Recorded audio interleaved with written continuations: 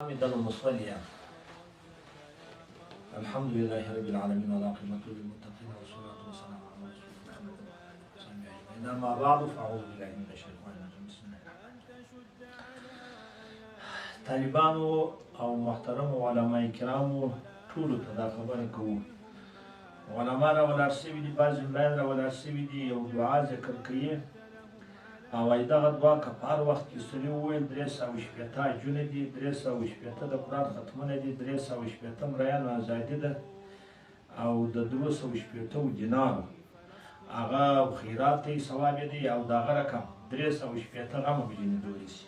او که خالي دغه ووایه وایي هغه دا وایي چې نبي علیه السلام نعوذ بالله منها وویله چې جبرائیل علیه السلام په دې نازل شو دا ویل یا رسول الله هر عبد که د عبادو څه د خدای او یا یو څوک ستا د امته څه دا دعا ووایي قسم یې وکړه په عمر کې وي زما د خپل په حرمت او په جلال قسم چې زه به د اوه شانو ده ته ضامن شم. اول به د ده څه فقر پورته شي او دوهم به سوال څه د منکر او د نکیر خلاص شي او بل په صراط په سمدم تیر شي، بل موږ د فجاعت منې سره او د خپل د ورې پر حرام کړی دي او د زوختې د کشکشلو څه د قبر به خلاص شي او د غضب څه د سلطان جایر به خلاص او د ظالم به خلاص شي. هغه دعا ده: لا إله إلا الله الجليل الجبار، لا إله إلا الله الوحيد القهار، لا إله إلا الله الكريم الستار، لا إله إلا الله الكبير المتعال، لا إله إلا الله وحده لا شريك له إلها واحدا ربا وشاهدا أحدا وصمدا ونحن له مسلمون.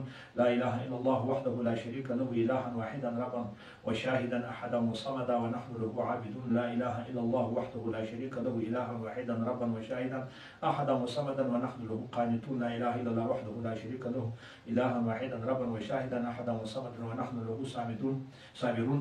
لا إله إلا الله محمد رسول الله. اللهم إليك فوسط أمري وعليك توكلت يا أرحم الراحمين. ګرانو محترمینو، دغه دعا ټولو خبرو ته غوږ ونیسئ. دغه دعا که سړی رسول الله ته منسوبوي دا د رسول الله په حدیث نه ده ثابته، دا غلطه ده، دا نه ده په حدیثو کې، د حدیثو په کتابو کې شته، نه د صحابو څخه نقل شوي، نه د تابعینو څخه. او علامات د کذب پر دې ښکاره دي. د درواغو علامې اول علامه دا ده چې په دې کې ډېره مبالغه ده او په ترتیب کې د اجر پر عمل باندې صرف مجازفت دی، صرف اټکل دی. نو زموږ ټولو علماو دا پرېکړه کړې ده چې دا حدیث موضوعي دی، دا حدیث نشته. ډېر به پام کوئ.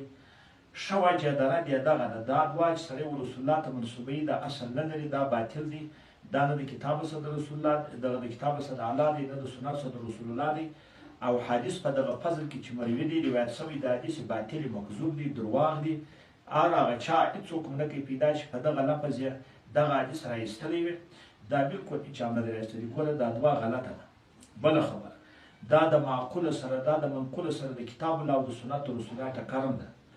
ډېرې غټې خبرې دي. اول ټکروالی یې دا دی چې صرف په یوه دعا باندې دونه غټ ثواب. دوهم په بعضو د دعاګانو کې لفظ د علي ولی الله راغلی دی. علي خو یقین ولی الله دی، لیکن خو دا شعار د شیګام دی، خو ابوبکر هم هغه ولی الله دی، بل هم دی. دا تخصیص د ده چې وکړي دا تخصیص دوه. درېیم په دغه عمل باندې دی جنت ته داخلیږي که څه هم دی عمل د کبایرو کوي او یا داسې کار نه وکړي چې هغه د ایمان سره مناقض وي. ګوره یو قید لا نشته پکښې، یعنی که ایمان لري که نه لري کې دا دعا د دوزخ اور پر حرام دی، د 360 اجو د ثواب دی، د پلان ثواب دی، د پلان ثواب دی، دا بله. او یا که کبیره ګناه وي کولې هم. نو ګرانو محترمینو، هر هغه څوک دی په دغسې عملو باندې هغه دا نشري دی نه، دا نشر هم ناجایز دی. او د هغه رقم بل که څوک راولاړېږي دغونه اختراع او غرور کوي چې زه یو دعا وایم دا چې خلاص یم، دغه غرور هم ناروا دی. نو که د خبرو ته غوږ ونیسئ. دغسې حدیثو په نامه باندې چې سړی نشروي دا سخته ناروا خبره ده. نبي علیه الصلاة والسلام مبارک په حدیث کې وایي من کذب علی متعمدا فلیتبوأ مقعده من النار. که یو چا راولاړ شو پر ما باندې درواغ وویل په قصده، نو هغه سړی د خپل ځای راسته کې د ورسه، یعنې د ده مقام د ده ځای ور دی، دی به دوزخ ته لویږي. دغه حدیث دغه ټوټه د حدیث موږ علماو لیکلی دی چې متواتر حدیث دی. سبحان الله سبحان الله. او دا ډېره غټه خبره ده. ټول ملایان په دې خبر سي، علما په دې خبر سي. ډېر پام ورته وکړئ. علما په دې باندې خبر سي، علما په دې باندې پوه سي. هر هغه څوک چې تړي ورته ګورئ کفى بالمرء کذبا ان یحدث بكل ما سمعه.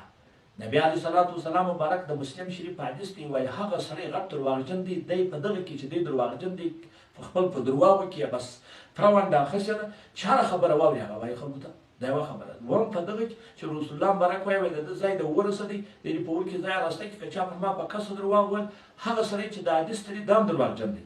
هغه سړی چې بې پلټنې کوښښ نه کوي یو حدیث د معتبرو کتابو څخه نه راغی هسې چې یو شی په نوشتیاو ځای ولیدي راځي په رسول الله پرې تلي نبي علیه السلام پرې تلي دغه سړی هم په دغه کذب عمدن کې لکه جوړ کړی چې په دې کې داخل دی. ګرانو محترمینو دغسې خبرې تاسې ولې کوئ د الله بندګانو تاسې ولې مشهوره څه ولې د دغه سیاستچ تاسې در معلوم دي یا نور حدیثونه د حدیثو معتبر کتابونه دي د هغو څه ولې دا نقل نه کوئ تاسې ولې راولاړ سئ دانه یو خبره پیدا کړئ بس هېڅ په یو ځای کې پیدا کړئ چې هغه وایاست.